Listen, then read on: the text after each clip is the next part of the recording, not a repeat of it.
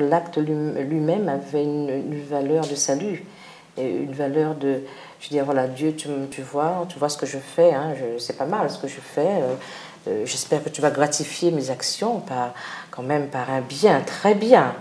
Hein? Alors qu'en réalité, Dieu ne demande pas cela. Ce que Dieu demande, c'est que d'abord qu'on regarde à Christ et qu'on accepte ce sacrifice, et après, par amour, ben oui Seigneur, j'accepte de vivre en Jésus cette loi, sachant que je n'ai pas la capacité de la satisfaire totalement. Je ne peux pas satisfaire. Je veux dire, ce qui est en moi, comme disait l'apôtre Paul, il va parler de loi, cette espèce de loi qui est en moi, qui fait que je ne peux pas satisfaire à la loi divine, cette loi parfaite. Donc la seule chose, c'est de dire, ben, Jésus, grâce soit rendue à Jésus qui a tout vécu à ma place, et moi je n'ai plus qu'à accepter ce qu'il me donne, le don du salut. Je n'ai plus qu'à l'accepter et avancer. Disons que le fait d'accepter le salut, parce que c'est cela le problème, c'est est-ce que j'accepte le cadeau que Dieu me donne ou est-ce que je ne l'accepte pas? Ou alors je fais je dois faire quelque chose pour mériter ce cadeau. Voilà, mais en faisant cela, je dis au Seigneur, le cadeau que tu me donnes, ben, j'en veux pas. Je veux me le procurer moi-même. Voilà, c'est ça. Hein? Parce que j'ai les moyens de me le procurer. Voilà. Je crois avoir les moyens. Oui, c'est ça. Hein? Alors que Dieu me dit, tu es incapable de te procurer ce salut, alors je te l'offre. Fais-moi confiance, crois. À partir du moment où j'y crois, Dieu me dit, maintenant, tu as ce salut, tu as la certitude de ce salut, tu vas pouvoir obéir parce que je vais pouvoir être avec toi pour que tu obéisses. Et ce n'est pas l'inverse. Ce que malheureusement ont fait les Israélites. Oui. Et c'est pour cela qu'il y a ce conflit d'abord avec Jésus, puis ensuite voilà. avec mais à l'époque, il faut reconnaître que c'était une notion très difficile pour eux de comprendre. Hein, à comprendre. Et l'apôtre Paul apporte quelque chose de tout à fait nouveau. Hein, ce n'était pas acquis du tout, cette conception du salut par la grâce où je ne fais plus rien. C'est pas possible. Je ne fais plus rien à partir d'aujourd'hui. Ça veut dire que je n'ai plus qu'à dire merci Seigneur. C'était pas que je ne fais rien. Non, à l'époque. Je ne fais rien pour mon salut. Oui, parce que le salut m'est acquis. Mais parce que le salut m'est acquis, je vais faire maintenant. Eh bien, c'est justement ce qui était difficile pour un juif de comprendre. Il faut dire qu'il y a eu de nombreuses années aussi d'application de cette loi et de compréhension. Oui, avec le temps, il y a un éclérage, parce que même les chrétiens au début non plus. Il y a aussi les prophètes qui ont quand même parlé à travers les siècles. Voilà, bien sûr, bien sûr. Tout à fait. Oui, même. Donc, si nous pouvons résumer un peu ce qui a été dit, il est important de constater qu'ils ont eu effectivement la loi. Ici, il n'est pas parlé seulement de la loi 10 commandements, mais de la loi de manière générale, des lois qu'ils ont eues.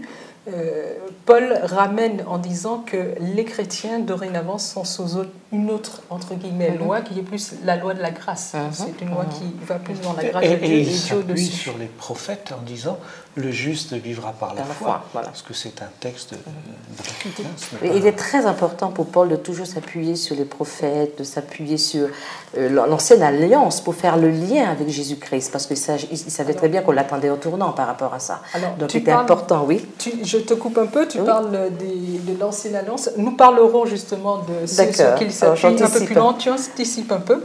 On parle de culte. Ils ont le culte. Qu'est-ce qu'ils ont comme culte? Le culte, à l'époque, c'était le culte d'adoration. C'était un culte. C'est déjà à l'époque de David. Je pense que le culte d'adoration avait atteint son summum à l'époque de David, si je ne me trompe. Avec tous ces chanteurs, cette magnificence, voilà.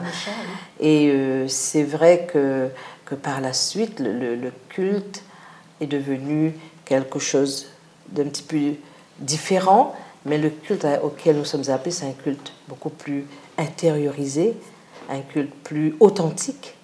Voilà, hein, je crois. Hein. Le culte, pour un Israélite à l'époque, c'est le Shabbat. Hein. C'est ce jour de repos que Dieu a donné pour le rencontrer, et c'est ce jour-là que cela se vit. Oui, mais ce que je disais, c'est qu'effectivement, oui, c'est tout à fait vrai, mais ça avait atteint un pic à l'époque de David. Oui, tout à fait. Hein? Alors, par rapport à ce que vous dites, effectivement, le culte, la notion de culte pour les Israélites se passait essentiellement, que ce soit dans le sanctuaire ou que ce soit dans le temple. Et si nous ramenons à nous, l'apôtre Pierre va dire dans 1 Pierre 2, verset 9-10, texte que vous connaissez certainement par cœur, qui parle que nous sommes un peuple de sacrificateurs, une nation sainte, des choses de ce type, ou bien spécifier que nous sommes appelés à avoir une part active dans tout ce qui est rendu de témoignage envers Dieu. Nous aurons l'occasion de revenir dessus, je ne m'appesantis pas dessus, et je continue avec les promesses. Les promesses. Pourquoi il parle que les Israélites avaient des promesses? Une promesse qui est importante chez les Israélites. Et tu parlais justement de tous ceux qui sont avant, qui ont amené cette promesse. Je te mets sur la voie puisque tu as déjà embrayé dessus. Et tu disais que Paul s'appuie dessus. Eh ben oui, les promesses qui avaient été véhiculées à travers les siècles par les prophètes. Oui. Hein, par les prophètes, entre autres, tu parles d'une promesse particulière parce qu'il y en a tellement de promesses. Oui, toute de la venue de Jésus. Hein, c'était la promesse ultime. Et que malheureusement, un grand nombre ils sont passés à côté de la réalisation de cette promesse. Mais ils avaient donc, en tout cas, cette promesse. Il faut dire que non seulement il y avait le culte d'adoration, mais il y avait toute la vie du juif à l'époque était tournée aussi vers cette attente-là, l'attente du Messie.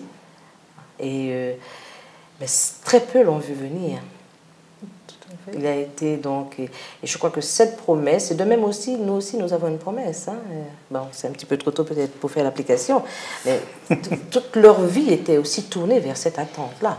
Ce qui est intéressant malheureusement, c'est de voir qu'un peuple qui avait les Écritures, qui avait la compréhension normalement des Écritures, est passé à côté du Messie, enfin une partie, puisque une bonne partie. Il y a quand même une partie qu'il a su le reconnaître, est passé à côté du Messie, à cause de l'interprétation que l'on a fait des écrits.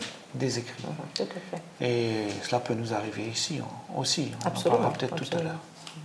Loin de nous de jeter la pierre. Non, parce que on ne sait pas ce qu'on aurait fait si on avait été à leur place. Voilà, c'est une vigilance constante en fait, et l'analyse des balises quand même. Hein. Dieu met des balises pendant tous les siècles. Dieu a mis des balises. Il a donné des informations précises, même sur la date, l'heure, le lieu, dans les psaumes, même des événements qui vont avoir lieu au pied de la croix. Donc, c'est quand même un peu difficile de le rater, hein, de pouvoir... voilà. Effectivement, dans 2 Corinthiens, Paul va dire que toutes les promesses de Dieu sont un oui, en d'autres termes, amen, c'est-à-dire pleinement réalisées en Jésus-Christ. Patriarches, ils ont des patriarches. Ben oui. Les patriarches, ce sont les pères du peuple d'Israël. Bien sûr. Très important. Hein, le Dieu d'Isaac, de Jacob, d'Abraham, d'Isaac et de Jacob. Ça, c'est eux. Oui, et toute la vie ecclésiale était basée sur la parole du patriarche. Hein, toute la vie était organisée sur cette parole qui avait été transmise. Et le patriarche par excellence qui était Moïse, qui a donné les éléments essentiels, mais d'autres patriarches ont donné beaucoup d'informations précises sur cette promesse, justement. Mais j'aime bien le fait que Paul s'en réfère, parce qu'il a